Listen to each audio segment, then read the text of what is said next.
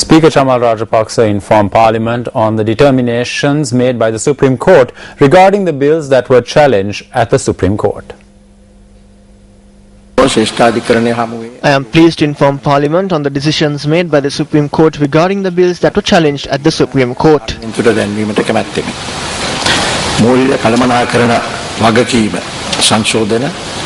ක්‍රමෝපාය සංවර්ධන ව්‍යාපෘති සංශෝධන එකතු කළ අගය මත බදු සංශෝධන ඔට්ටු ඇල්ලීම සහ සූදු බදු සංශෝධන ජාතිය ගොඩනැගීමේ බදු සංශෝධන දේශීය ආදායම් සංශෝධන බදු අභියාචනා කමිෂන් සභාව සංශෝධන මුදල් නොතාරිස් සංශෝධන ලේඛන ලියාපදිංචි කිරීමේ සංශෝධන අටෝනි බලපත්‍ර සංශෝධන ඉහත සඳහන් පනත් කෙටුම්පත් හෝ ඒවායේ විධිවිධාන. The Supreme Court has determined that none of the above bills or their provisions are inconsistent with the Constitution. තුන වැනි ව්‍යවස්ථා ප්‍රකාරව ශ්‍රේෂ්ඨාධිකරණය තීරණය කර ඇත.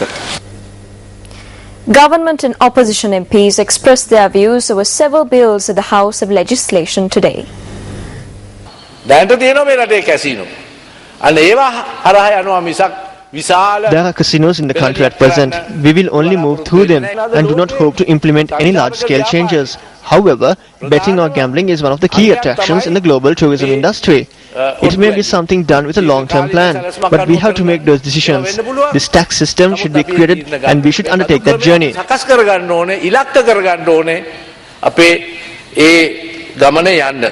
This is happening at a time when the crude oil prices are at a low. Imagine if the crude Brent once again goes to around 125 or 130. Our balance of payments deficit will go up to about 13 billion. Over 25% of small and medium-scale companies have gone bankrupt. This is the true economic status of the country. We are not saying this. These are mentioned by persons representing the chambers of commerce.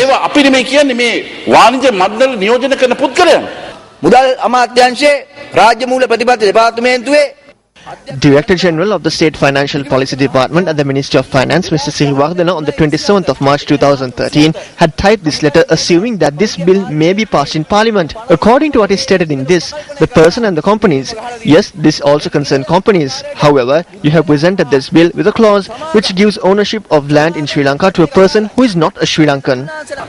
සයිමන්ට වෙන්න පුළුවන් මේක අදාළ වෙන්නේ අපි අහනවා තමුන්නාන්සේගෙන් Simon and company වලට මොකද වෙන්නේ.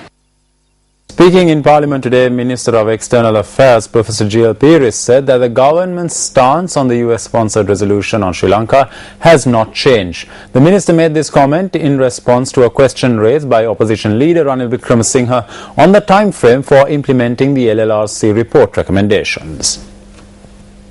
I request the government to make a clear statement regarding the change policy. The media has also commented on this change during the weekend. In particular, will the House be informed, 1, where these anticipated talks will take place, whether it will be in Washington DC, Geneva or Colombo. 2, will the government consult all the concerned stakeholders before proceeding? 3, will the government indicate the time frame in which the recommendations, the LLRC, are to be implemented? 4, will the discussions be confined to the US government or include India, United Kingdom and the other countries who voted to adopt the resolution? There is neither a change of policy nor acceptance expressly or by implication of the resolution that is referred to by the Honourable Leader. Now we reject this resolution, Mr. Speaker, because it is perfectly evident to anyone who cares to be objective what the consequences are. This resolution has been the most powerful catalyst for dissension, discord, even violence. It has divided the Human Rights Council, it has divided the world, it has divided this country, it has also divided some neighboring countries. It has spilled over into areas like cricket, cinema. Meanwhile, UMP parliamentarian D.S. Swaminathan also commented on the LLRC recommendations and the UNHRC resolution in Parliament today. I am extremely sorry to say that we as parliamentarians are addressing this assembly, but we don't have a clear international policy We are disregarding the international community totally.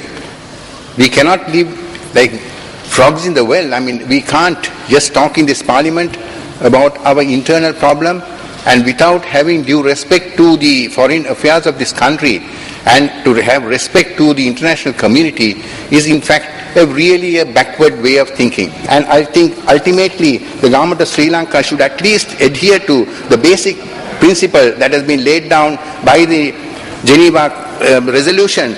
Go into the LLRC report, which is his own report. We have mentioned it a number of times in this August Assembly, and the amendment and the enforcement of the 13th Amendment. At least if we do this, we have some credibility in the world. Otherwise, we are going to face a tremendous target in the future of this country, which is going to be fairly serious. United National Party parliamentarian Sajith Premadasa questioned the ruling party on the housing projects that were said to be implemented for the low-income families. දැන් 2005 දිනවමු ශ්‍රී Lanka Dinavamu Sri Lanka program in 2005 states that 65,000 houses will be constructed to solve the issue of slum dwellers. The 2010 presidential election manifesto states that programs will be implemented to construct 40,000 housing schemes. So in the time frame between 2005 and 2010, 25,000 houses should have been constructed to solve this issue. But when you take a look at the numbers, not one single house had been constructed between 2005 and 2010. The election manifesto presented in 2010 was accepted by the people in much more higher numbers than in 2005. At present, the Ministry and the Urban Development Authority have initiated 13,000 projects. We will also commence work on another 20,000 projects by the end of this year.